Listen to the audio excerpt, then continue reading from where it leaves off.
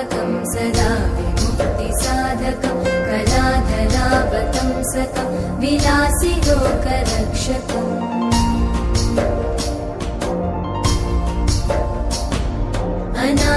अनायकैकनायकं विनाशिते भदैत्यकं नताशुभाशुनाशकं नमामि तं विनायकम्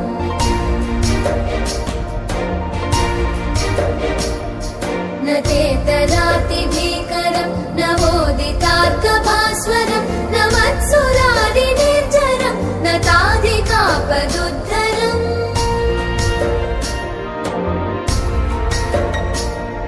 सुरेश्वरं निधीश्वरं गजेश्वरं गणेश्वरं महेश्वरं तमाश्रये परात्परं निरन्तरम्